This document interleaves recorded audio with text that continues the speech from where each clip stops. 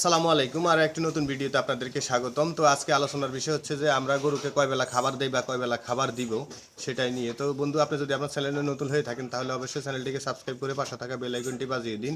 আর যদি ভিডিওটি শেষ পর্যন্ত দেখার পরে ভালো লাগে তাহলে অবশ্যই একটা লাইক দিয়ে দিবেন। আর আপনি যদি আপনার কোনো প্রশ্ন বা মূল্যবান কোনো মতামত যদি থেকে থাকে তাহলে অবশ্যই কমেন্টে লিখে যাবেন, আমরা অ্যান্সার দেওয়ার চেষ্টা করব। তো যেহেতু আজকে আলোচনা হচ্ছে যে আমরা গরুকে কয় বেলা খাবার দেই বা কয় বেলা খাবার দিব, তো আজকে আলোচনা করি যে আমরা কয় বেলা খাবার দেই গরুকে। তো আমরা গরুকে সকালবেলা যখন আপনার 6টার সময় খামারে ঢুকে পরিষ্কার টরিষ্কার করে দানাদার খাবার দেই। দানাদার খাবার শেষ হওয়ার পরে আমরা যেহেতু গাভী আমাদের খামারে, সেই ক্ষেত্রে আমরা হচ্ছে যে গরুকে ঘাস দিয়ে দুধ দহন করি আর কি। তো মোটামুটি দুধ দহন করি আর ঘাস দেওয়াটা এমনভাবে আমরা করি আর কি, যাতে আপনার আমরা দুধ দোয়ানোর পরও গরু অন্তত আধা ঘন্টা দাঁড়াই থাকে। এটা অবশ্যই মাথা রাখবেন, কারণ হচ্ছে যে দুধ দোয়ানোর পর পর যদি গরু শুয়ে যায় সেই ক্ষেত্রে আপনার ম্যাস্টাইটিস হওয়ার সম্ভাবনা থাকে।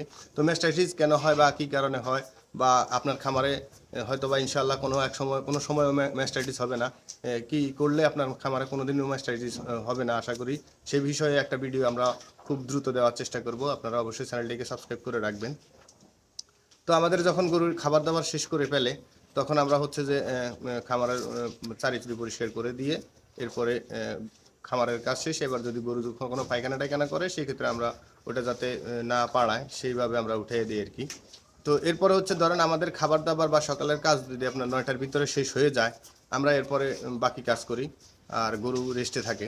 এরপরে আমরা দুপুরের কাজটা, যেহেতু এখন শীতকাল, সেই ক্ষেত্রে আমরা দুপুরের কাজটা করি হচ্ছে আপনার 2:30টার সময় খামারে ঢুকি। গরুর সারিতে যেহেতু এখন ঠান্ডা পানিটা, আগে সকালবেলা আমরা সাদা পানি দিয়ে রাখি, ওই পানিটা অনেক সময় ঠান্ডা হয়ে যায়। তো ওই পানিটাকে আপনার ফেলে দিয়ে আবার নতুন পানি দিই, কারণ এখন যদি আপনার মোটর ছেড়ে যদি সাথে সাথে পানি দিন সেখানে পানিটা কুসুম গরম থাকে। ওই পানিতে আমরা আবার দানাদার খাবার দিই। দানাদার খাবার দিয়ে এরপরে দিয়ে আমরা দুধ দোয়ানোর আগে আবার দুধ দোয়ানো বসার আগে, দুধ দোয়াইতে বসার আগে আবার আমরা গরুকে ঘাস দিই। তো গরু ঘাস খেতে থাকে, আমরা দুধ দোয়াইতে থাকি। তো মূলত হচ্ছে যে হয়তো অনেকে প্রশ্ন করবেন যে কেন গরুকে ঘাস দিয়ে তারপরে দুধ দোয়াইতে বসেন। সেক্ষেত্রে হচ্ছে যে গরু অনেক সময় নাড়াচাড়া করে, পা উঠাই করে, কিন্তু আপনি যখন ওরে ঘাসটা দিয়ে দিবেন ও খাবারের তালে থাকবে, আপনি দুধ দোয়াইতে থাকবেন, তাহলে আর কোনো ডিস্টার্ব হবে না আর কি। কারণ একবার যদি বালতির ভিতরে পা ঢুকিয়ে দেয় তাহলে গেছে 4-5 কেজি বা 10 কেজি দুধ নষ্ট হয়ে গেল। তো যাই হোক, এখন হয়তো বুঝতে পারছেন যে আমরা কিভাবে খাওয়াই। তো মূলত হচ্ছে যে অনেকেই আছে কি করে, গরুকে সারাদিন খাওয়াইতে থাকে। সকালে আপনার ঘাস দিল, এরপরে হচ্ছে আবার ঘন্টাখানেক পরে আইসা ঘাস টাস খাওয়া শেষ, আবার ঘন্টাখানেক পরে এসে অনেকটি খ্যার দিয়ে থুয়ে দেয়। আবার সন্ধ্যায় অনেকে দেখছি আপনার এরকম হয় যে রাত্রে 8টা 9টা বাজে আইসা খ্যার চারিবিড়ে খ্যার দিয়ে থুয়ে দেয়, গরু সারা রাত খায়। তো গরু যেহেতু খাবার খাওয়ার পরে এটা জাবর কাটতে হয়, গরুকে যথেষ্ট পরিমাণ সময় দিতে হবে ওই জাবরটা কাটার জন্য। আর গরু আপনি যত রেস্টে দিতে পারবেন ততই আপনার গরুর জন্য ভালো, আপনার জন্য ভালো। কারণ ও যদি আপনার সারাদিন দাঁড়ায় দাঁড়ায় শুধু খাবারই খায়, ও যদি আপনার রেস্ট নিতে না পারে সেক্ষেত্রে আপনার ফিডব্যাক কখনোই ভালো আসবে না। এই জিনিসটা অবশ্যই মাথায় রাখবেন। আর অনেকে কি করে আপনার 3বার 4বারে আপনার ঘাস দেয় আর কি। ধরেন আপনার একবার দানাদার খাবার দিল, আবার এসে এক বল ঘাস দিল, আবার ঘন্টা খানিক 2 ঘন্টা পরে আবার এসে এক বল ঘাস দিল, এরকম না। আপনি যদি গরু পালন করেন তাহলে সেক্ষেত্রে আপনি একটা কাজ করবেন সব সময়, যে আপনি গরুকে যখনই আগে দানাদার খাবার দেন আর পরে দানাদার খাবার দেন, এতে কোনো সমস্যা নাই। কিন্তু আপনি ঘাস আর দানাদার খাবার খুব অল্প সময়ের ভিতরে দিয়ে শেষ করে দিবেন, যারা ওরা খাইয়ে সাথে সাথে রেস্টে যেতে পারে।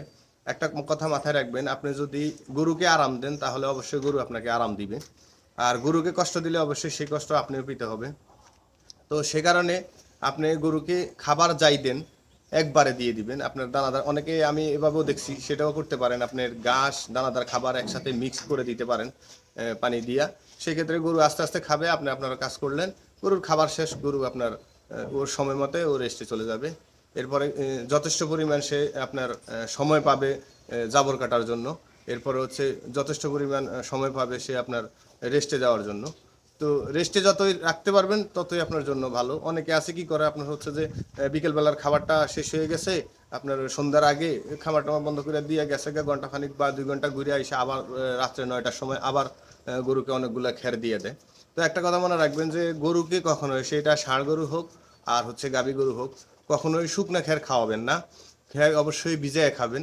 যদি আপনার যদি চিটাগুড়ের আপনার এলাকায় যদি চিটাগুড় থেকে থাকে তাহলে অবশ্যই চিটাগুড়ের পানিতে খ্যারটাকে ভিজাইয়া এরপরে গরুর সামনে দিবেন। গরু খাইলে ওটাতে আপনার গরুর যেমন কি পুষ্টিগুণও বেশি, এরপরে হচ্ছে আপনার গরু ওই হবে না, কারণ হচ্ছে গাঁটবে না, কারণ হচ্ছে আপনার যদি শুধু শুকনা খ্যার যদি আপনি গরুকে খাওয়াতে যান সেক্ষেত্রে আপনার প্রত্যেক দিন গরুর অন্তত 360 গ্রাম করে ওজন কমে যাবে।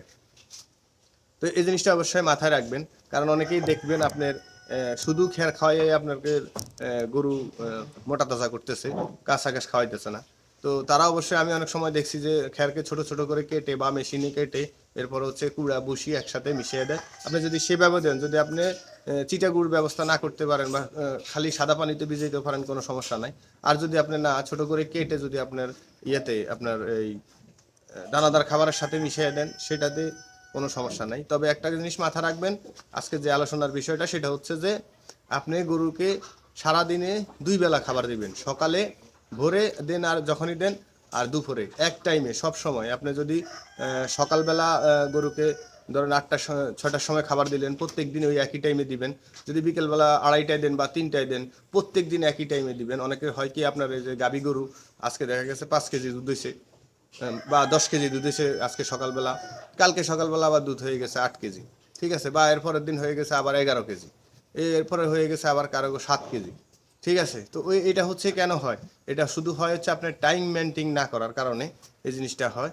তো আমি এটা আসলে এটা থেকে আপনি কিভাবে পরিত্রাণ পাবেন বা এটা কেন হইতেছে, আপনার খামার হইতে পারে, ঠিক আছে, অন্যের খামার হইতে পারে, বা যার 2-4টা গরু আছে দেখা গেছে আজকে আপনার দুধের টার্গেট হচ্ছে, আপনি হয়তো অনেকে এরকম আছে যে সেল করে দিছে আগে থেকেই 10 কেজি দুধ, কিন্তু আপনার গরু দুধ দোয়াইছেন, গরুর দুধ হয়ে গেছে 8 কেজি। তো শুধু আপনার টাইম মেনটেন না করার কারণে এই সমস্যাটা হয়। তো যাই হোক, আজকের আলোচনার বিষয় যেটা সেটা অবশ্যই আশা করি বুঝতে পারছেন। তো যদি বুঝে থাকেন তাহলে অবশ্যই একটা লাইক দিয়ে দিবেন। লাইক দিতে ভাই পয়সা লাগে না, সারাদিন 17টা গরুর পিছনে খাইতে এরপরে আপনাদের জন্য ভিডিও বানাই, কিন্তু খুবই কষ্ট লাগে যদি আপনার দেখা গেছে একটা ভিডিওতে 100, 150, 200 আপনার ভিউ হয়, কিন্তু মোটামুটি একটা বা 5টাও লাইক পড়ে না আর কি। তো লাইক দিতে পয়সা লাগে না, একটু কষ্ট করে লাইক দিয়ে দিবেন, কারণ লাইক দিলে আপনার ভিডিও বানাইতে মোটিভেট হই আর কি। তো ভালো থাকবেন সবাই, সুস্থ থাকবেন। আসসালামু আলাইকুম রহমতুল্লাহি ওয়া বারাকাতুহু।